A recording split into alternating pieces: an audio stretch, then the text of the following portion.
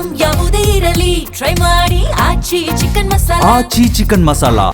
ಕಸಾಯಿಖಾನೆ ಬಂದ್ ಮಾಡುವಂತೆ ಆಗ್ರಹಿಸಿ ಬಜರಂಗ ದಳ ಕಾರ್ಯಕರ್ತರು ಪ್ರತಿಭಟನೆ ನಡೆಸಿದ ವೇಳೆ ಕಸಾಯಿಖಾನೆಯಿಂದ ದನ ನುಗ್ಗಿದೆ. ಈ ವೇಳೆ ಸಿಕ್ಕವರ ಮೇಲೆ ದನ ದಾಳಿ ನಡೆಸಿದ್ದು ಕೆಲಕಾಲ ಆತಂಕ ಸೃಷ್ಟಿಸಿತ್ತು. ಪ್ರತಿಭಟನಾ ಸ್ಥಳದಲ್ಲಿದ್ದ ಉಪನಗರ ಠಾಣೆಯ ಪಿಐ ಪ್ರಭು ಗಂಗೇನಹಳ್ಳಿ ಮೇಲೂ ದನ ದಾಳಿ ನಡೆಸಿದೆ.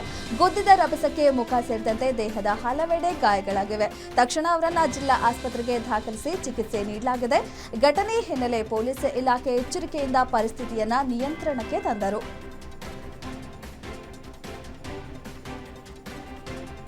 ಮಂಡ್ಯದ ಶ್ರೀರಂಗಪಟ್ಟಣ ತಾಲೂಕಿನ ಕಚೇರಿ ಮುಂಭಾಗ ಜಮೀನು ಮತ್ತು ಸ್ಮಶಾನಕ್ಕೆ ರಸ್ತೆ ನಿರ್ಮಿಸಬೇಕೆಂದು ಆಗ್ರಹಿಸಿ ದಲಿತರು ಅಹೋರಾತ್ರಿ ಧರಣಿ ನಡೆಸಿದರು.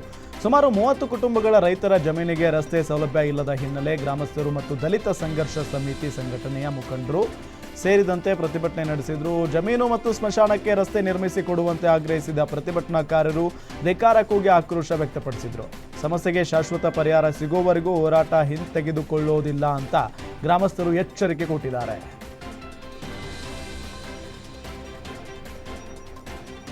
ಮೈಸೂರು ಸಿಲ್ಕ್ ಫ್ಯಾಕ್ಟರಿಯನ್ನ ಬಂದ್ ಮಾಡುವ ಸರ್ಕಾರದ ನಿರ್ಧಾರಕ್ಕೆ ತೀವ್ರ ವಿರೋಧ ವ್ಯಕ್ತವಾಗಿದೆ. ಫ್ಯಾಕ್ಟರಿ ಜಾಗದಲ್ಲಿ ಕ್ರೀಡಾಂಗಣ ನಿರ್ಮಾಣಕ್ಕೆ ಮುಂದಾದ ಸರ್ಕಾರದ ವಿರುದ್ಧ ಕಾರ್ಮಿಕರು, ಹೋರಾಟಗಾರರು ಹಾಗೂ ಸಾರ್ವಜನಿಕರು ಬೀದಿಗಿಳಿದು ಪ್ರತಿಭಟನೆ ನಡೆಸುತ್ತಿದ್ದಾರೆ.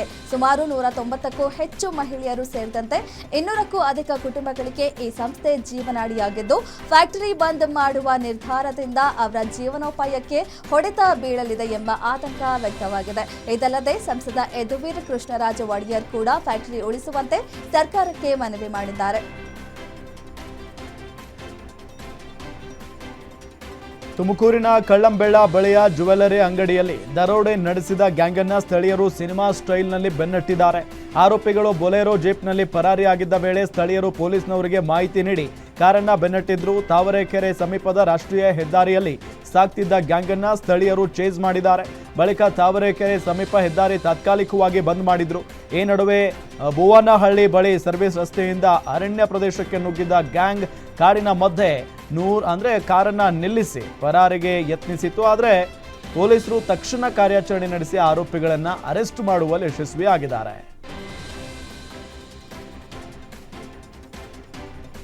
ಮೈಸೂರು ನಗರದಲ್ಲಿ ಸಿಸಿಬಿ ಪೊಲೀಸರು ಭರ್ಜರಿ ಕಾರ್ಯಾಚರಣೆ ನಡೆಸಿ 10.40 ಲಕ್ಷ ಮೌಲ್ಯದ ನಿಷೇಧಿತ ಎಂಡಿಎಂಎ ವಶಪಡಿಸಿಕೊಂಡಿದ್ದಾರೆ.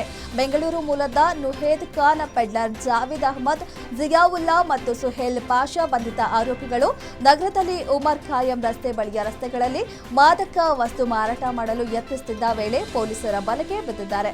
ಖಚಿತ ಮಾಹಿತಿ ಮೇರೆಗೆ ನಡೆದ ದಾಳಿ 103 ಗ್ರಾಂ ನಿಷೇಧಿತ ಎಂಡಿಎಂಎ ಮತ್ತು ಇನೋವಾ ಕಾರನ್ನ ಸೀಸ್ ಮಾಡಿದ್ದಾರೆ. ಈ ಸಂಬಂಧ ಮಂಡಿ ಪೊಲೀಸ್ ಠಾಣೆಯಲ್ಲಿ ಪ್ರಕರಣ ದಾಖಲಿಸಲಾಗಿದೆ. ಸ್ವಾತಂತ್ರ್ಯ ಬಂದು ದಶಕಗಳೇ ಕಳೆದರೂ ಅಸ್ಪೃಶ್ಯತೆಯ ಕರಿ ನೆರಳು ಮಾತ್ರ ಇನ್ನೂ ಮಾಯವಾಗಿಲ್ಲ. ಬಾಗಲಕೋಟೆಯ ತಮದಡ್ಡೆ ಗ್ರಾಮದಲ್ಲಿ ದಲಿತ ಕುಟುಂಬಗಳಿಗೆ ಸಾಮಾಜಿಕ ಬಹಿಷ್ಕಾರ ಹೇರಲಾಗಿದೆ ಎಂಬ ಆರೋಪ ಕೇಳಿಬಂದಿದೆ. ಹೋಟೆಲ್ ಇಲ್ಲ, ದೇವಸ್ಥಾನಕ್ಕೆ ಪ್ರವೇಶ ಇಲ್ಲ, ಅಷ್ಟೇ ಯಾಕೆ ಕಟಿಂಗ್ ಶಾಪ್ನಲ್ಲೂ ನಿಷೇಧ ಹೇರಲಾಗಿದೆ. ಈ ಅಸಮಾನತೆಯ ವಿರುದ್ಧ ದಲಿತರು ಉಪವಿಭಾಗಾಧಿಕಾರಿಗಳಿಗೆ ಮನವಿ ಸಲ್ಲಿಸಿದ್ರು. ಇನ್ನು ಗ್ರಾಮದಲ್ಲಿ ಸಹೋದರತೆ ಮತ್ತು ಸೌಹಾರ್ದತೆಯಿಂದ ಬದುಕುವಂತೆ ಕಟ್ಟುನಿಟ್ಟಿನ ಸೂಚನೆ ನೀಡಲಾಗಿದ್ದು, ಕಾನೂನು ಕೈಗೆತ್ತಿಕೊಂಡರೆ ಕಠಿಣ ಕ್ರಮದ ಎಚ್ಚರಿಕೆಯನ್ನು ನೀಡಲಾಗಿದೆ.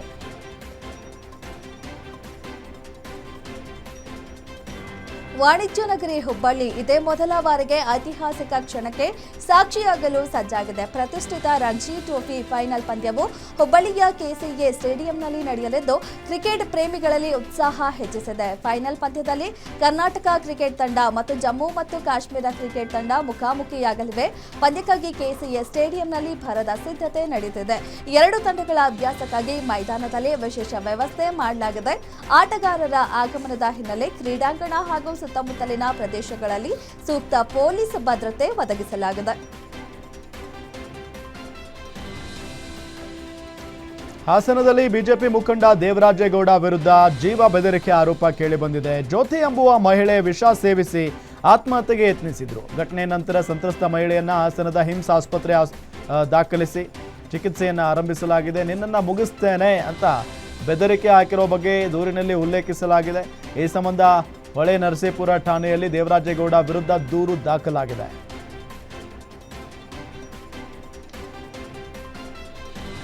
ಟಿಪ್ಪರ್ ಮತ್ತು ಬೈಕ್ ನಡುವಿನ ಭೀಕರ ಅಪಘಾತಕ್ಕೆ ಓರ್ವ ಬೈಕ್ ಸವಾರ ಸ್ಥಳದಲ್ಲೇ ಸಾವನ್ನಪ್ಪಿರುವ ಘಟನೆ ದೊಡ್ಡಬಳ್ಳಾಪುರದ ರೈಲ್ವೆ ಸ್ಟೇಷನ್ ಬಳಿ ನಡೆದಿದೆ.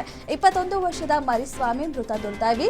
ಮೃತನು ಗೀತಂ ಯೂನಿವರ್ಸಿಟಿಯಲ್ಲಿ ವ್ಯಾಸಂಗ ಮಾಡ್ತಿದ್ನು. ದೊಡ್ಡಬಳ್ಳಾಪುರದಿಂದ ಕಾಲೇಜುಗಳಿಗೆ ಹೋಗುವಾಗ ಘಟನೆ ಸಂಭವಿಸಿದ್ದು, ಹೆಲ್ಮೆಟ್ ಹಾಕದ ಕಾರಣ ತಲೆಗೆ ಗಂಭೀರ ಗಾಯವಾಗಿ ಸಾವನ್ನಪ್ಪಿದ್ದಾನೆ. ಘಟನೆ ದೊಡ್ಡಬಳ್ಳಾಪುರ ಗ್ರಾಮಾಂತರ ಪೊಲೀಸ್ ಠಾಣಾ ವ್ಯಾಪ್ತಿಯಲ್ಲಿ ನಡೆದಿದೆ.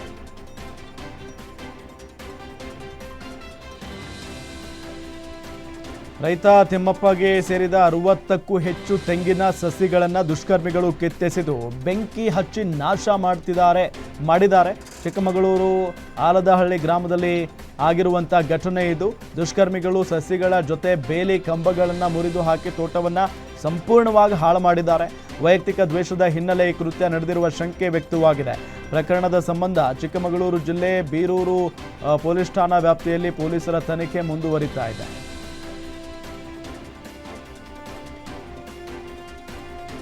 ರಾಮನಗರದ ಐಜೂರು ಪೊಲೀಸ್ ಠಾಣೆ ಪೊಲೀಸರು ಭರ್ಜರಿ ಕಾರ್ಯಾಚರಣೆ ನಡೆಸಿ 1.5 ಕೋಟಿ ಮೌಲ್ಯದ 750 ಮೆಥಾಂಫೆಟಮೈನ್ ವಶಕ್ಕೆ ಪಡೆದಿದ್ದಾರೆ. ಕಾರ್ಯಾಚರಣೆಯಲ್ಲಿ 3 ಪೆಡ್ಲರ್ಗಳು ಬಂಧಿತರಾಗಿದ್ದಾರೆ. ಬೆಂಗಳೂರಿನ ಸಾಮಗ್ರಿಯನ್ನು ರಾಮನಗರದಲ್ಲಿ ಮಾರಾಟ ಮಾಡಲು ತಂದು ಆನ್ಲೈನ್ ಮೂಲಕ ಡ್ರಗ್ಸ್ ದಂಧೆ ನಡೆಸುತ್ತಿದ್ರು, ಹಣವನ್ನು ಯುಪಿಐ ಮೂಲಕ ಪಡೆದಿದ್ರು ಎಂಬ ಮಾಹಿತಿ ತಿಳಿದು ಬಂದಿದೆ. ಈ ಪ್ರಕರಣವನ್ನು ಐಜೂರು ಪೊಲೀಸ್ ಠಾಣೆ ಎನ್ಡಿಪಿಎಸ್ ಕಾಯ್ದೆ ಅಡಿ ದಾಖಲಿಸಿ ತನಿಖೆ ಮುಂದುವರೆಸಿದ್ದಾರೆ.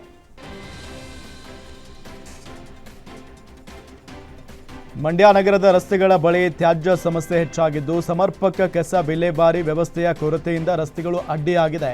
ಹೆಬ್ಬಾಳ ಬಳಿ ಕೂಡ ಕಸದ ನಿರ್ವಹಣೆಗೆ ಯಾವುದೇ ಕಡಿವಾಣ ಇಲ್ಲ.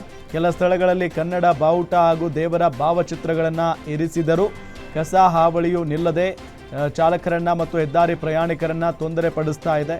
ಸಾರ್ವಜನಿಕ ಭದ್ರತೆ ಹಾಗೂ ಸೌಂದರ್ಯ ಕಾಪಾಡಲು ತಕ್ಷಣವೇ ಸೂಕ್ತ ಕಸ ಸಂಗ್ರಹ ಮತ್ತು ವಿಲೇವಾರಿ ವ್ಯವಸ್ಥೆ ಜಾರಿಗೆ ತರಬೇಕು ಅಂತ ಗ್ರಾಮಸ್ಥರು ಆಗ್ರಹಿಸಿದ್ದಾರೆ.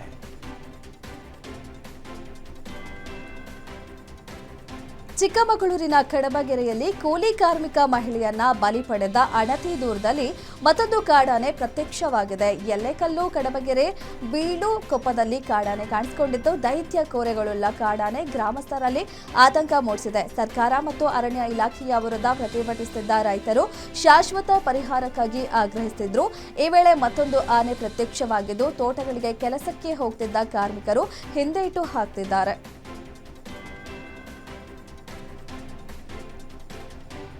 ಬಾಗಲಕೋಟೆ ಜಿಲ್ಲೆಯ ಬೇಳಗೆ ತಾಲೂಕಿನ ಹೊಸರೊಳ್ಳಿ ಗ್ರಾಮದಲ್ಲಿ ಅಪರೂಪದ ಘಟನೆ ನಡೆದಿದೆ. ಜೀವನದಲ್ಲಿ ಸದಾ ಒಬ್ಬರನ್ನೊಬ್ಬರು ಬಿಟ್ಟಿರಲಾರದಂತ ಇದ್ದ ವೃದ್ಧ ದಂಪತಿ ಸಾವನ್ನಪ್ಪಿದ ನಂತರವೂ ಒಂದಾಗಿ ಅಂತ್ಯ ಸಂಸ್ಕಾರ ನೆರವೇರಿಸಿದ್ದಾರೆ. ಪತಿ ಅಪ್ಪಣ್ಣ ಎದೆನೋವು ಕಾಣಿಸಿಕೊಂಡು ತಕ್ಷಣ ಆಸ್ಪತ್ರೆಗೆ ದಾಖಲಾಗಿದ್ರು. ಆಸ್ಪತ್ರೆಯಲ್ಲಿ ಹೃದಯಾಘಾತದಿಂದ ಸಾವನ್ನಪ್ಪಿದ್ದಾರೆ. ಮೃತದೇಹವನ್ನು ಮನೆಗೆ ತಂದು ಪೂಜೆ ಸಲ್ಲಿಸಿದ ಬಳಿಕ ಪತ್ನಿ ಯಲ್ಲವ್ವ ಅವರಿಗೆ ಸಹ ಎದೆನೋವು ಕಾಣಿಸಿಕೊಂಡು ಜೀವನದ ಅಂತ್ಯ ತಲುಪಿದೆ. ಗ್ರಾಮಸ್ಥರು ವೀರಶೈವ ಸಂಪ್ರದಾಯದಂತೆ ಪತಿ ಪತ್ನಿಯ ಪಾರ್ಥಿವ ಶರೀರಗಳನ್ನು ಅಕ್ಕಪಕ್ಕ ಕೂರಿಸಿ ಮದುವೆ ನಡೆಸಿ ಅಂತ್ಯ ಸಂಸ್ಕಾರ ನೆರವೇರಿಸಿದ್ದಾರೆ.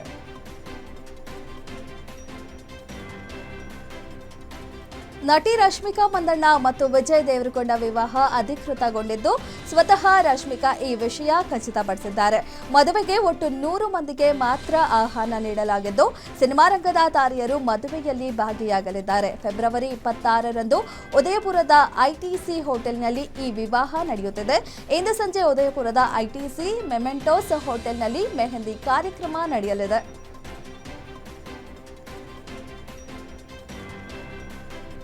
ದೇವರ ನಾಡು ಕೇರಳದ ಹೆಸರೇ ಈಗ ಬದಲಾಗ್ತಾ ಇದೆ. ದಶಕಗಳಿಂದ ನಾವು ಕರಿತಾ ಇದ್ದ ಕೇರಳ ಹೆಸರು ಇನ್ನು ಮುಂದೆ ಇತಿಹಾಸ ಸೇರಲಿದೆ. ಅದರ ಬದಲಿಗೆ ಆಕರ್ಷಕ ಮಲಯಾಳಂ ಮೂಲದ ಹೊಸ ಹೆಸರು ಬರಲಿದೆ. ಕೇರಳ ರಾಜ್ಯದ ಹೆಸರನ್ನ ಕೇರಳಂ ಎಂದು ಅಧಿಕೃತವಾಗಿ ಮರುನಾಮಕರಣ ಮಾಡಲು ರಾಜ್ಯ ಸರ್ಕಾರ ನಿರ್ಧರಿಸಿದೆ. ಈ ಕುರಿತ ನಿರ್ಣಯಕ್ಕೆ ಈಗ ಕೇಂದ್ರ ಸರ್ಕಾರದಿಂದಲೂ ಗ್ರೀನ್ ಸಿಗ್ನಲ್ ಸಿಗುವ ಸಾಧ್ಯತೆ ದಟ್ಟವಾಗಿದೆ.